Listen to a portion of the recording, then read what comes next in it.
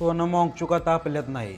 जर लवकरच काही निर्णय झाला नाही तर ही बातमी कधीही खरी ठरू शकते. 19 दिवस झाले ते उपाशी आहेत. 9 किलो वजन कमी झालंय त्यांचं. ब्लड प्रेशर सारखं खाली जातंय. आता तुम्ही म्हणाल की जेव्हा माहित आहे की कोणी ऐकतच नाही तर मग ते उगाच आपला जीव धोक्यात का घालतायत. चला तर मित्रांनो एक किस्सा सांगतो. भारत पाकिस्तान युद्धाच्या वेळी जेव्हा कॅप्टन मुल्ला यांचं जहाज बुडत होतं तेव्हा एक जबाबदार व्यक्ती म्हणून त्यांनी आधी बाकीच्या लोकांना जहाज सोडून जायला सांगितलं आणि दुर्दैवाने ते स्वतःच्या जहाजासोबतच बुडाले. मला या किस्स्याप्रमाणे फक्त म्हणायचं आहे की जबाबदारी.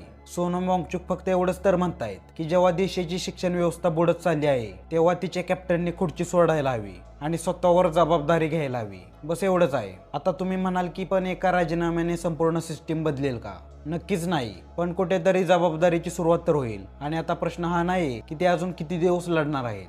प्रश्न हा आहे की आपण लोक त्यांचा आवाज बनू शकणार आहोत का, की फक्त पुढची एखादी नवीन हेडलाईन येण्याची वाट बघत बसणार आहोत.